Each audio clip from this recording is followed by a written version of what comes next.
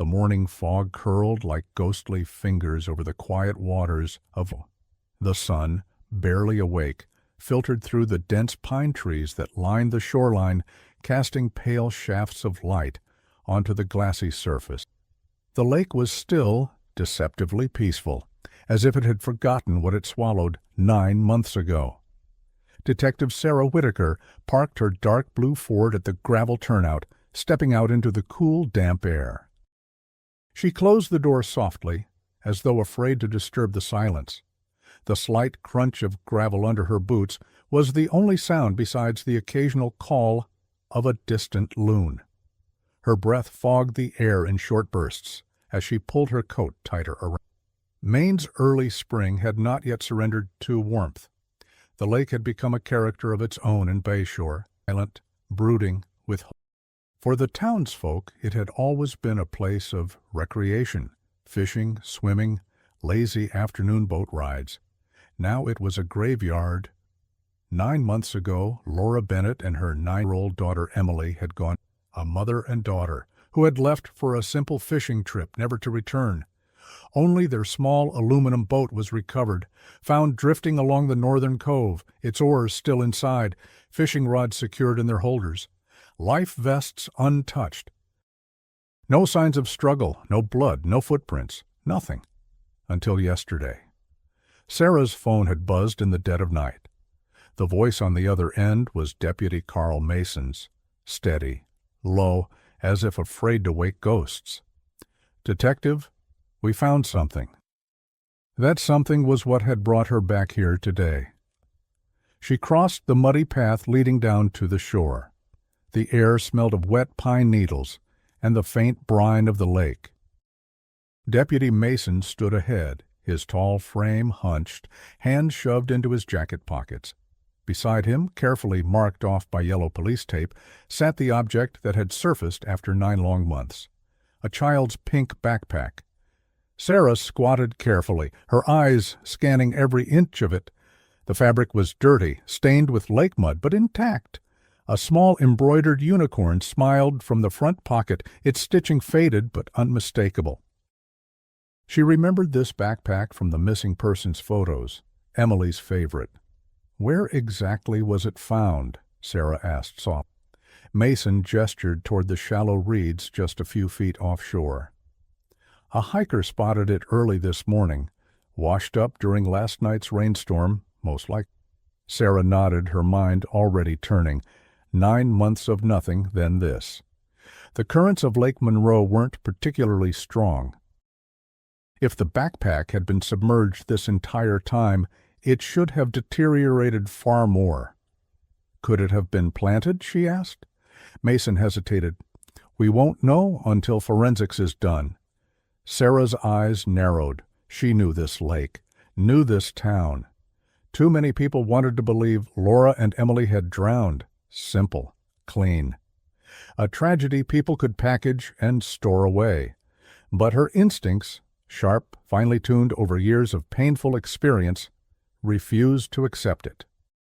Someone was trying to send a message. The town of Bayshore had changed since the disappearance. Once known for its friendly small-town charm, summer fairs, fishing tournaments, and farmers' markets, it now lived beneath a permanent shadow. Tourists still came, but locals whispered more than they smiled. At the Harbor Cafe, the morning crowd murmured over their coffees and blueberry muffins. The waitress, Holly, glanced nervously toward Sarah when she entered, as if afraid to be pulled into something she couldn't handle. "Coffee, Detective?" Holly asked, forcing a smile. "Please," Sarah said, sliding into a corner. From here, she could observe the entire room, years of habit. The Bennetts had often come here. She pictured Laura seated by the window, Emily coloring on a placemat, James checking his phone between bites of toast. James Bennett was now a hollow man.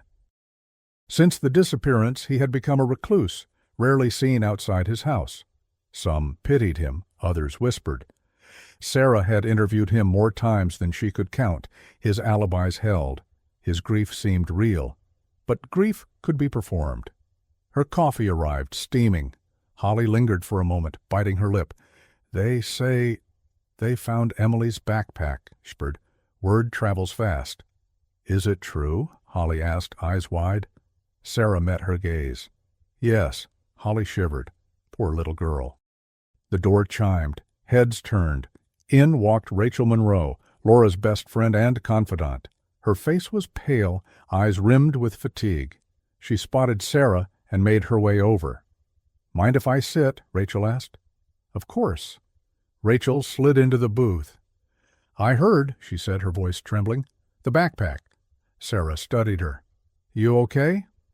Rachel nodded, though her fingers trembled as she wrapped them around her coffee cup. I just keep thinking, maybe this means they're still out there. Or maybe it meant the opposite, Sarah thought, but she didn't say it. Instead, she asked, Rachel, did Laura ever mention feeling unsafe? Scared? Rachel looked away for a moment, collecting herself. We talked about a lot of things, the usual marriage stuff, fights, money.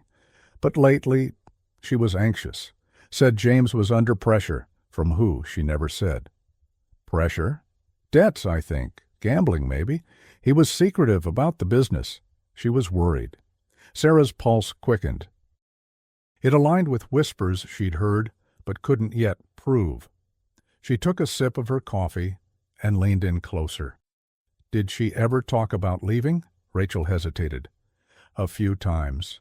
She thought about taking Emily and staying with her sister, but she never got around to it. She said James promised he'd fix things.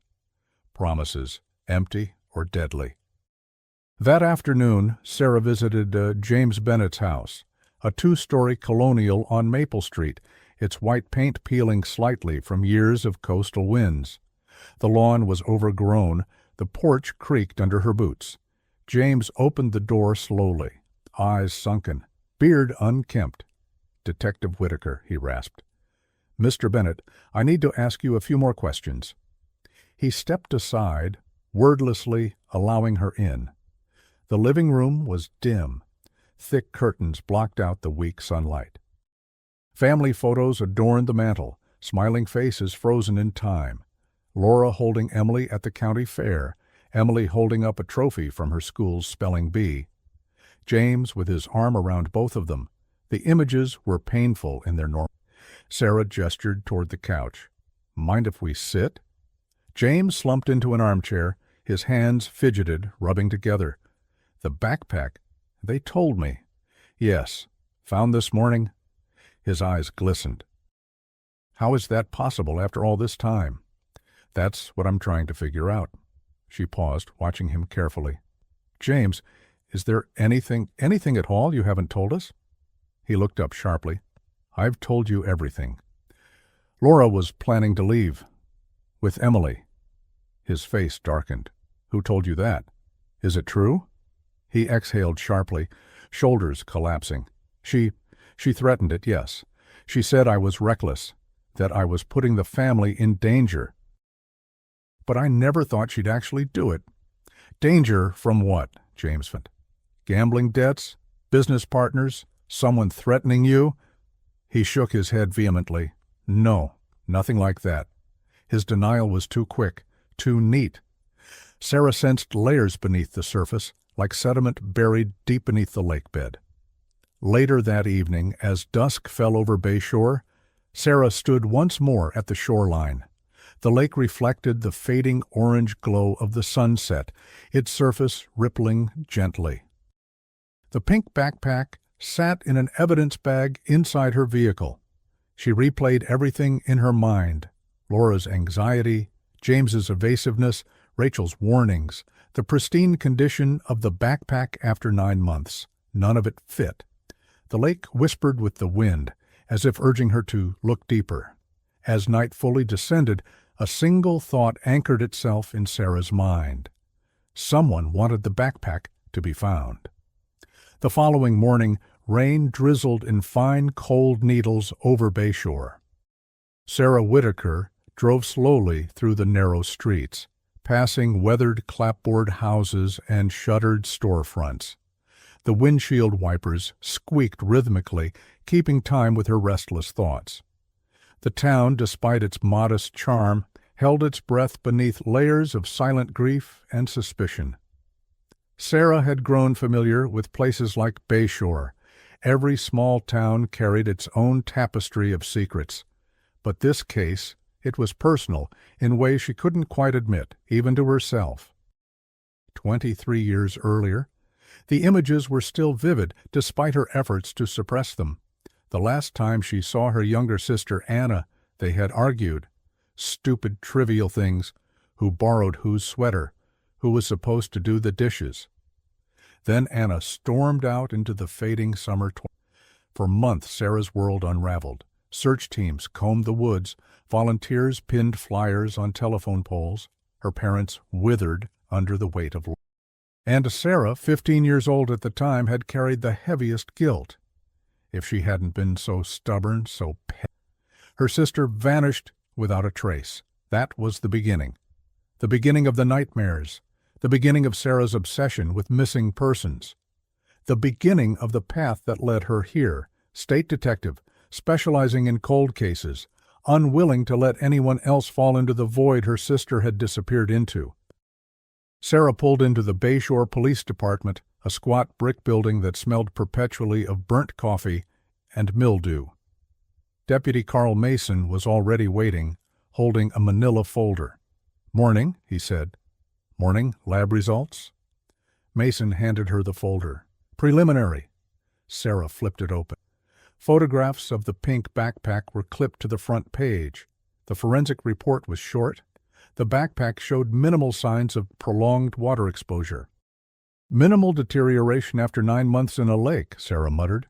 "Impossible." Mason nodded. It either wasn't submerged for long, or it was kept somewhere dry and planted. Sarah rubbed her temples. "Any prints?" "None. Clean, but—" He flipped to another page. "We found something inside the small front pocket." She leaned closer. "A cassette tape." Sarah's eyes widened. "A tape? Old, but still intact." Sarah swallowed. "Has it been played?" "Tech's working on it." She exhaled slowly. The symbolism wasn't lost on her.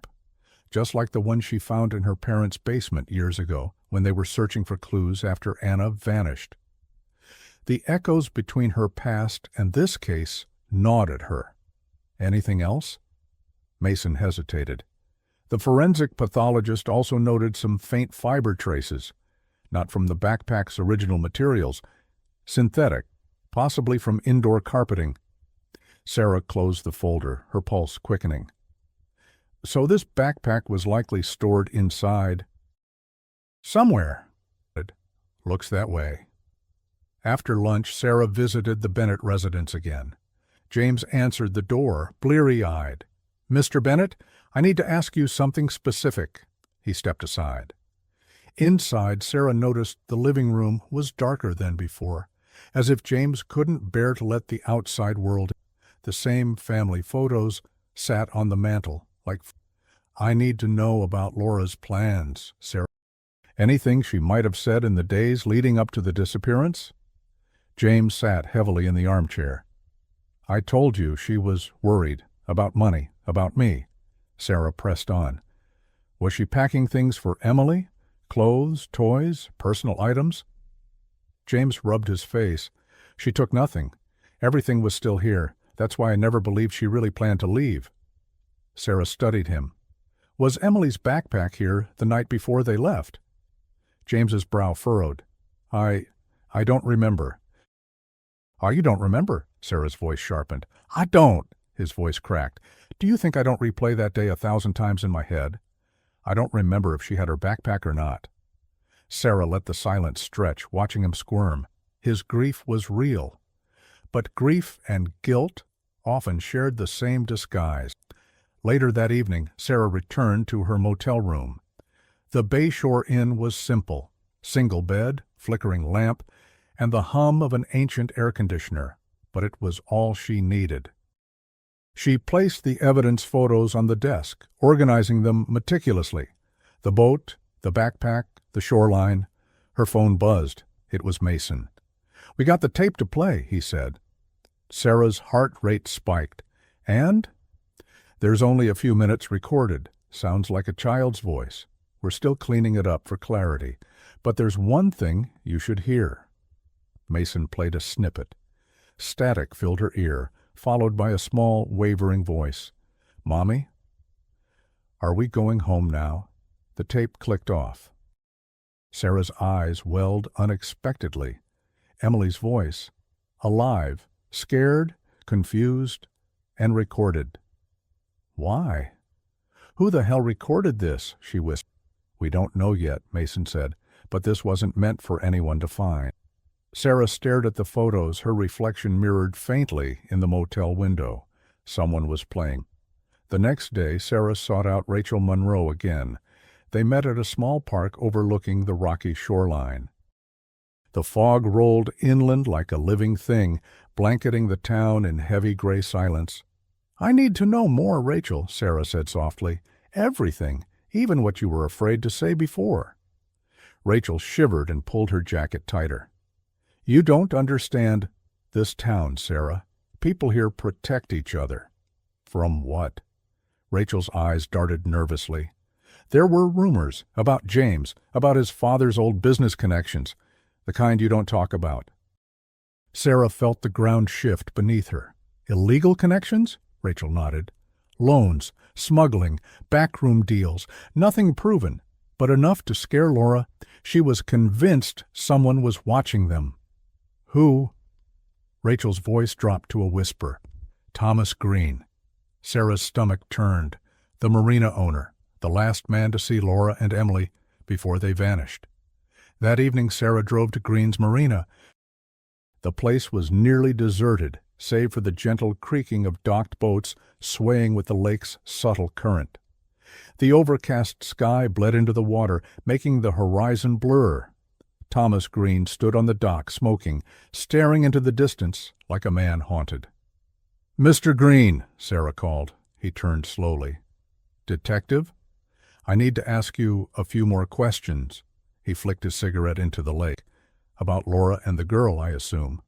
"Yes," Thomas sighed. "Nothing's changed since the last time we spoke. But circumstances have changed. The backpack was found." His jaw tightened. "So I heard."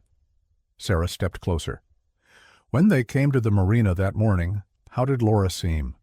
"Nervous," he admitted. "Tense. She wouldn't meet my eyes." "Did she say where they were going?" "Just out on the water, that's all."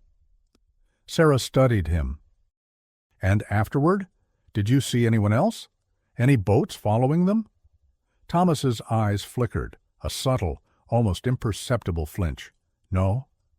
But Sarah's instincts screamed otherwise. "Mr. Green," she said quietly, "if you're protecting someone, now is the time to stop. I told you everything." Sarah let the silence settle, then delivered one final truth. "The backpack wasn't in that lake for 9 months." Thomas flinched again. And that was enough, for now. That night, unable to sleep, Sarah sat by her motel window, watching the fog roll in. The faint hum of the refrigerator buzzed behind her. Outside, the world was swallowed by the gray void. Her mind raced, about Laura's desperation, about James's evasions, about Thomas Green's flinching lies, and about the small voice on that old cassette tape, trapped in time.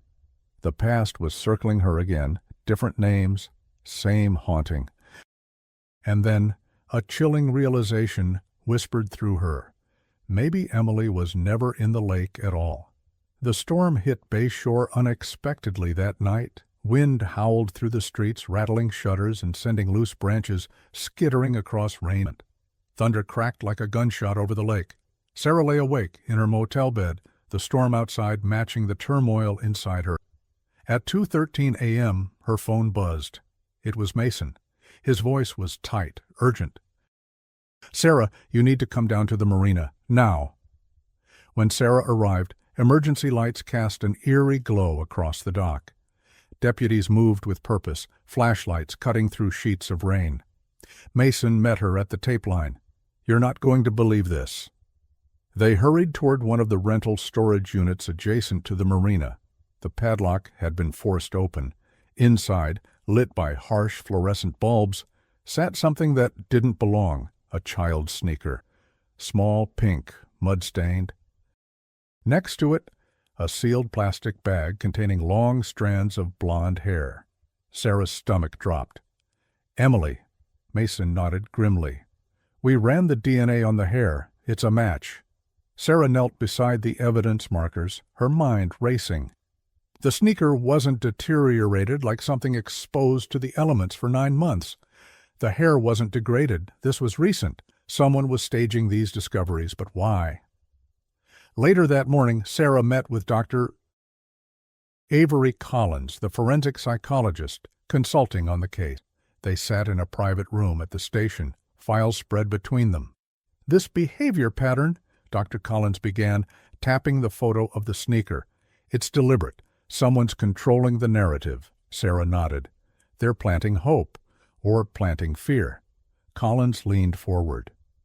"If the child was alive at any point after the initial disappearance, and I believe she was, then someone kept her close. Perhaps someone familiar to the family. The father? Or an associate? Someone capable of emotionally manipulating both the child and the public investigation." Sarah exhaled slowly. "And now they're unraveling it." Collins' eyes narrowed. "They're escalating." By late afternoon, the storm had broken. The town, though still soaked, slowly crept back into uneasy normalcy. But Bayshore was watching Sarah now, eyes peeking from behind curtains, whispers flaring at every corner she passed. She drove straight to Thomas Green's marina again. Thomas was waiting. "You're back," he said, voice low. "You knew this would happen," Sarah countered. "The backpack, the sneaker, the hair." His face twitched. "I don't know anything." "You're lying." Thomas's composure cracked like thin ice. He looked around nervously. "It's not me." "Then who?" He hesitated. "They'll come after me if I talk." "Who?" Sarah pressed. "Thomas, if you're protecting someone, you're complicit." A heavy pause.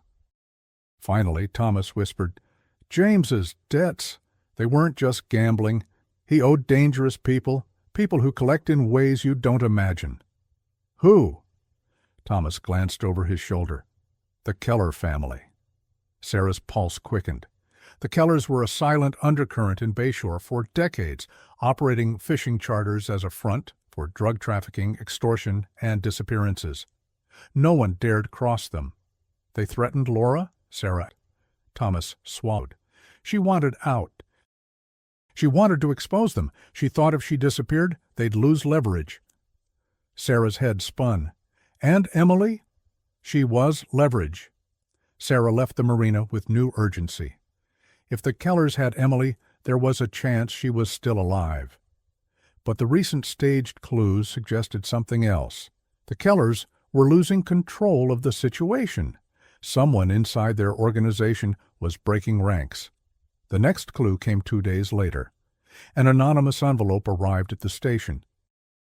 Inside, a black and white photograph, dated and time-stamped 6 months after the disappearance. It showed Emily, pale, thin, but alive, sitting on a worn mattress in what appeared to be a basement room. Her eyes, wide and vacant, stared directly into the camera lens. Sarah's blood ran cold. The photo was accompanied by a short note, written in all caps. "You're getting closer, but not fast enough." Mason read it over her shoulder. "Who the hell is playing this game?" Sarah clenched her jaw. "Someone who knows every move we're making." The next morning, Sarah visited James Bennett one more time. This time, she didn't knock politely. He opened the door, startled by her forcefulness. "We're done with the games, James," she said. "I know about the Kellers." His face went pale. You gambled, you borrowed, and when you couldn't pay, you handed them your family." No. His voice cracked. "Laura tried to run. They threatened her. She went on that fishing trip as a cover, didn't she, to stage her own disappearance?" James collapsed into the couch, hands shaking. "They promised they wouldn't hurt her, or Emily.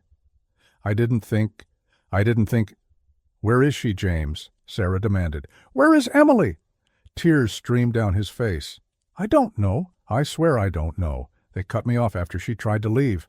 Sarah stared at him, disgusted. You sold them your wife and child to save your own life. James sobbed. They would have killed me. You let them kill your family. His head sank into his hands. That evening, Sarah drove to an old boathouse deep in the woods, a property previously owned by the Kellers but never officially linked to their crimes. It had been abandoned for years, but someone had recently broken the lock. Inside, the air was musty, filled with the scent of mold and wet wood. Her flashlight beam sliced through the darkness. On the far wall, spray-painted words screamed, "She tried to run!" Nearby, a stained mattress lay on the floor, matching the one from the photo. This was where Emily had been held, but now it was empty. Sarah called Mason immediately. "They've moved her." Mason's voice was grim. "Where would they take her?" Sarah's mind raced. Somewhere harder to find, somewhere they control completely. She paused, realization dawning. The fishing trawler. The Keller family owned a massive fishing vessel, the North Wind, often docked offshore during the winter months, beyond casual observation. They're keeping her there. A plan was quickly assembled. Sarah, Mason, and a tactical team launched a midnight operation under cover of darkness. The choppy waves slapped against the hull as they approached the North Wind under blackout conditions. The vessel loomed out of the fog like a steel giant, its deck lights extinguished. The team boarded swiftly. Below deck they found locked doors, cold, silent corridors. Finally, in a small compartment behind layers of soundproof insulation, they found her, Emily, alive, thin, trembling, eyes wide with terror. Sarah dropped to her knees, her voice breaking. "Emily, you're safe now." The girl clutched Sarah's neck as sobs shook her small frame. Thomas Green was arrested that night, along with 2 Keller family enforcers. In exchange for full testimony, Thomas confessed to everything. The deal James made, Laura's attempt to run, the staged clues, meant to mislead the investigation, and how Laura had been killed when she refused to comply. Laura's body was later recovered, buried in a shallow grave near the Keller family's abandoned lobster warehouse. James Bennett was charged with criminal conspiracy and child endangerment. In the days that followed, Bayshore struggled to process the truth. The town's deepest secrets had been laid bare. At Laura's small memorial service, Sarah stood quietly at the back, watching as Emily clung to Rachel Monroe, her mother's best friend, now her legal guardian. Mason approached quietly. "You did it!" Sarah shook her head softly. "We got her back. That's all that matters." Mason studied her for a moment. "You've carried a lot of ghosts, Sarah." She blinked back tears. "Maybe I finally laid one to rest." As they walked away, the breeze off Lake Monroe whispered through the pines, soft, almost forgiving. For the first time in years, Sarah felt something like. The morning after Emily's rescue, Bayshore sat under a heavy gray sky. The storm had passed, but the damage remained. Not just the felled trees and scattered debris, but the exposed wounds of a town long complicit in its own. Sarah sat in the small interview room at the police station, recorder running. Across from her, Thomas Green fidgeted, his wrists cuffed to the metal table. "You'll get full protection if you cooperate completely," Sarah reminded him. Thomas licked his dry lips. "I already told you what I know." "You told me what you thought I wanted to hear." Sarah's voice was sharp but calm. "Now, I need the truth." Thomas sighed heavily, defeated. "What more do you want?" Sarah leaned forward. "The person orchestrating this, who is it?" Thomas swallowed. "It wasn't James. He was too weak to plan any of this." "Then who?" "It was Rachel." The room seemed to shrink around Sarah. "Rachel Monroe?" He nodded. "Laura's best friend, Emily's godmother. She played all sides. She fed Laura's paranoia, pushed her to run, and once Laura was gone, she inserted herself into." Sarah's chest tightened. She always wanted what Laura had, the family, the little girl, the attention. She manipulated everyone, the Kellers, James, even me. Sarah's mind raced through every moment she'd spent with Rachel, her nervous glances, the carefully chosen words, the offers of help. She'd been playing the long game. But how did she control the Kellers, Sarah asked. She didn't control them. She fed them information, Laura's escape plans, James's debts. She stayed close enough to know everything, but distant enough to avoid suspicion. Sarah leaned back, her pulse pounding in her ears. And when the Kellers lost control of Emily, Rachel made sure she remained nearby to help. Sarah shut off the recorder and stood abruptly. Mason was already waiting outside the room. "Rachel Monroe," Sarah said breathlessly. "She's behind it all." Mason's eyes widened. "You sure?" "I'm sure." By late afternoon, a search warrant was issued for Rachel's house. When the team entered, Rachel was calm, too calm, as if she'd been expecting them. Her living room was meticulously clean, her expression unreadable. "Rachel Monroe," Sarah said, voice steady. "You're under arrest for conspiracy, kidnapping, and murder." Rachel's smile barely flickered. "You have no proof." Sarah handed her a folder. "Actually, we do. We recovered surveillance footage from a private security camera across from Thomas Green's storage unit. It shows you delivering the envelope with Emily's photo." Rachel's eyes narrowed for the briefest moment before her mask slipped fully back on. "You don't understand," Rachel, as the cuffs clicked shut. "I saved Emily. I gave her what Laura never could, a real home." Sarah's stomach turned. "You kept her locked in a basement." "She was safe," Rachel insisted. "Safe from them, from her father, from everyone." That evening, Sarah sat across from Emily in a quiet, sunlit room at Child Protective Services. The girl clutched a stuffed rabbit tightly, her eyes flickering between Sarah and Rachel's arrest unfolding on the small television nearby. "Rachel said she was protecting me," Emily said softly. "I know," Sarah answered gently. "But sometimes people who say they love us, they do bad things."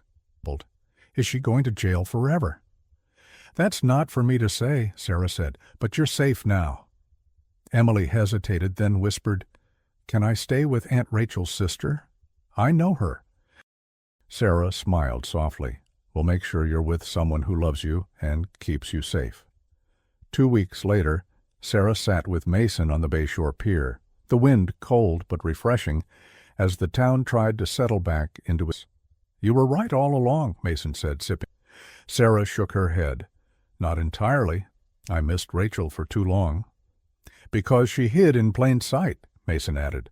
"Everyone did. This whole town." Sarah stared at the lake, watching the gulls dive and the waves lap against the shore. Bayshore didn't just bury Laura. It buried the truth. Mason leaned back. "Will you stay? The town council offered you a full-time post." Sarah's lips curled faintly. "I think I've done what I came here to do. Then what now?"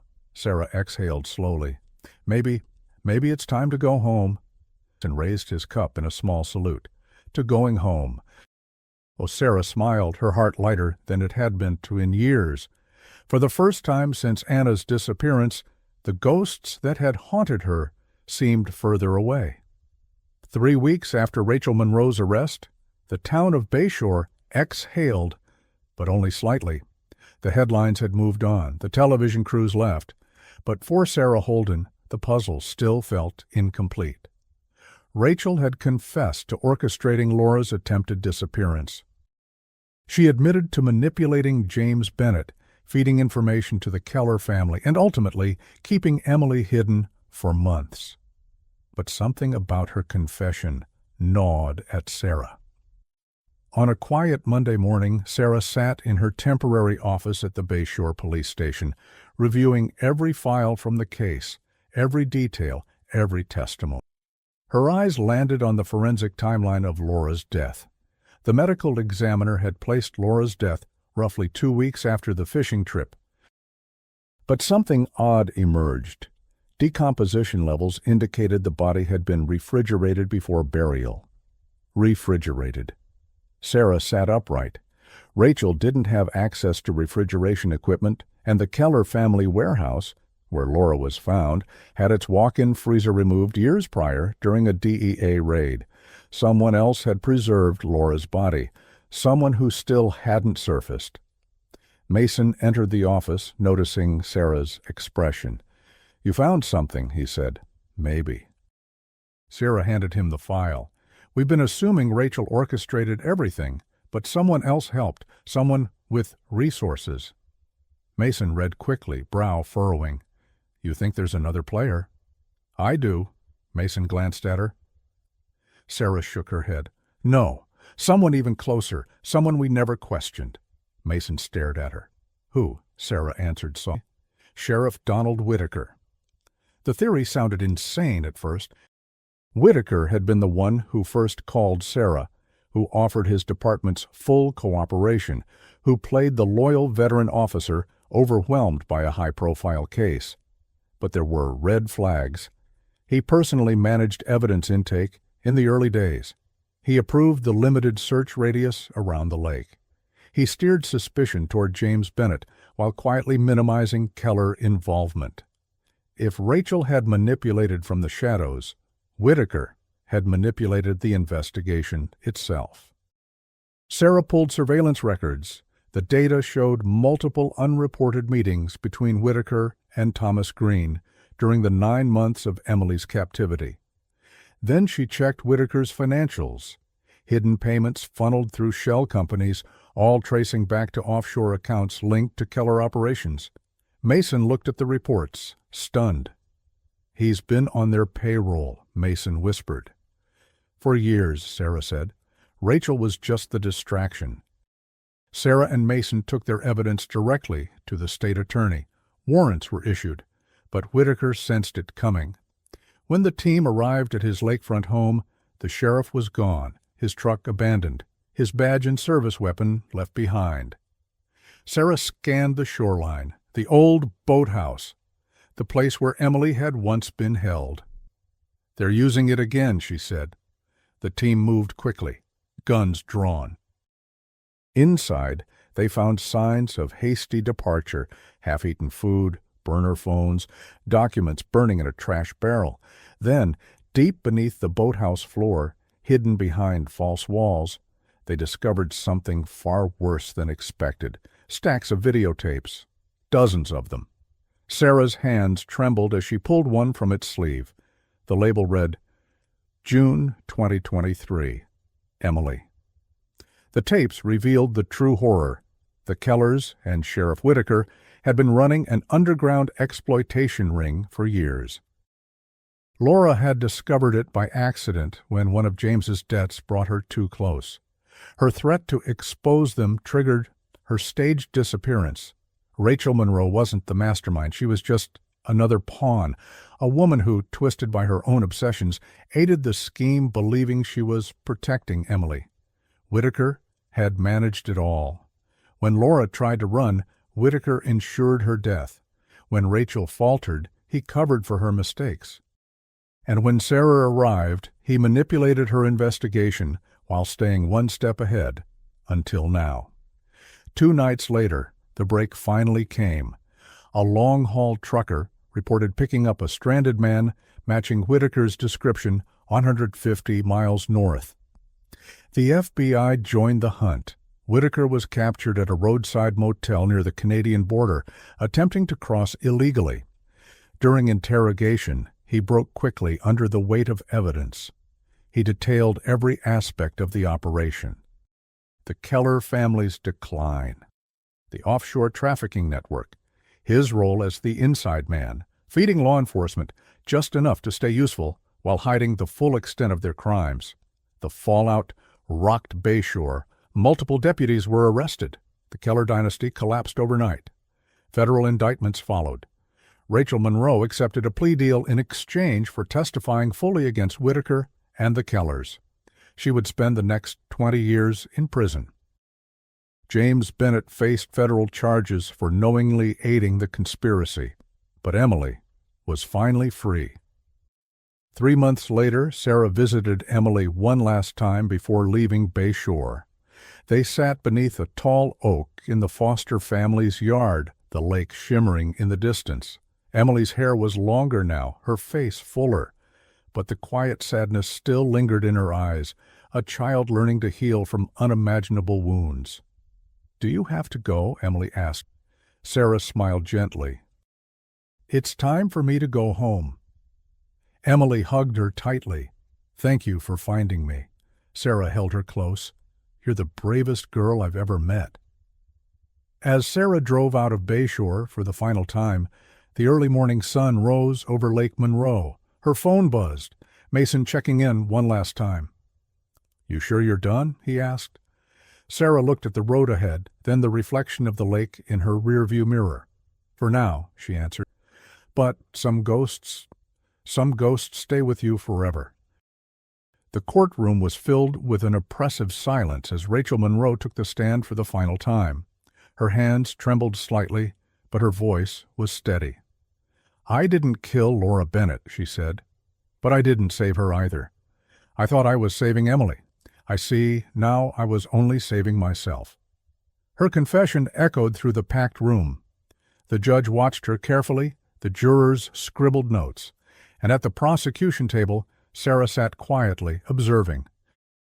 Rachel's plea deal guaranteed her a sentence, but it was her testimony that sealed the fate of the entire operation.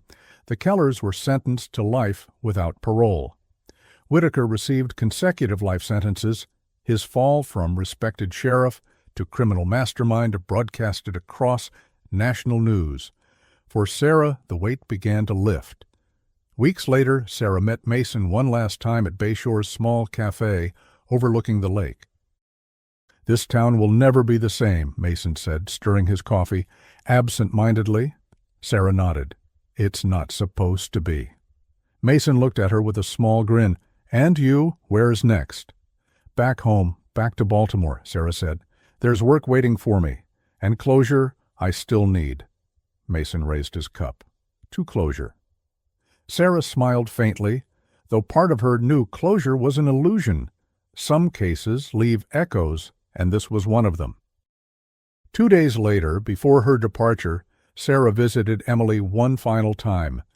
The foster home had turned into something brighter, a place filled with laughter, toys scattered in the living room, and Emily's growing collection of books stacked beside her. "You okay?" Sarah asked gently. Emily nodded, though her eyes clouded for a moment. "Sometimes I dream I'm still there, in the dark." Sarah knelt beside her. "That's normal. The bad dreams will fade, little by little. And if they don't, you talk to someone. You never carry it alone." Emily reached for Sarah's hand. "I'm not scared anymore. I have a new family now." Tears welled in Sarah's eyes. "You'll always have me." They hugged tightly, and for a moment both allowed the emotions to overflow. The loss, the survival, and the bittersweet hope of us. Before leaving Bay Shore, Sarah made one last stop, Lake Monroe. The lake was still, mirroring the early autumn sky above. The dock where Laura's boat was found months ago now sat repaired and freshly painted. Sarah stood at its edge, closing her eyes as the wind brushed against her face. She whispered, not expecting an answer, "We found her, Anna. We saved her. I kept my promise." Her daughter's absence still ached, but Emily's rescue had given her back something she thought was gone: purpose. In Baltimore, Sarah resumed her work, but the Bay Shore case followed her.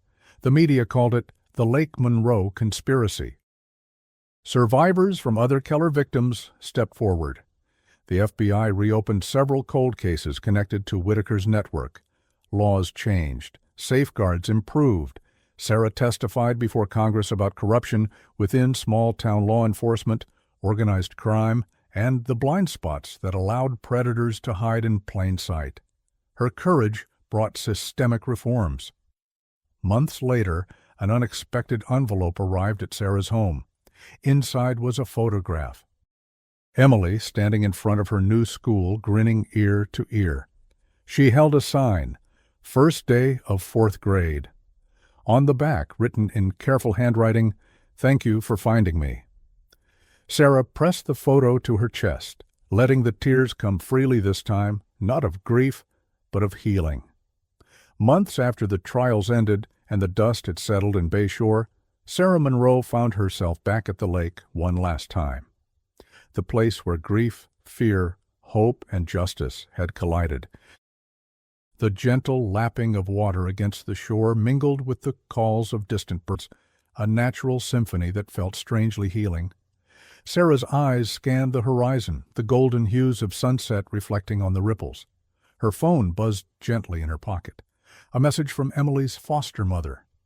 Emily made the basketball team today. A small smile tugged at Sarah's lips. As she walked along the dock, memories flooded back. Laura's laughter, Emily's quiet resilience, the countless sleepless nights chasing every lead. She reached into her jacket pocket and pulled out a worn tennis shoe, the one Laura had been wearing the day she disappeared. It had been returned by the FBI after months of painstaking evidence processing. Holding it close, Sarah whispered, "You're not forgotten." Dar. Later that evening, in her hotel room, Sarah penned a letter she'd been meaning to write for months. To anyone out there who's lost a loved one, who feels unheard, unseen, or hopeless, know this: you are not alone. There are people fighting in the shadows, working to bring truth to light. The path is hard, but justice in time can find its way. Hold on to hope. Hold on to each other. The next day, Sarah boarded her flight back to Baltimore, feeling the weight of the past, but also a renewed sense of purpose. She glanced out the window, watching the lake fade beneath the clouds. The story of Bayshore was one of darkness, but also of light. Proof that even in the bleakest moments, human courage and compassion could prevail. In the months and years to come, Sarah's work inspired new protocols for missing persons investigations nationwide. Her story became a beacon for families searching for answers, a testament to persistence, empathy, and the unbreakable human spirit. And as for Emily, she grew up surrounded by love, safe at last, carrying her own story, a story no longer defined by loss, but by survival and hope. The lake remained a quiet guardian of secrets now uncovered. And somewhere beneath its still surface, the echoes of the past whispered a solemn reminder: every disappearance is a story waiting to be told.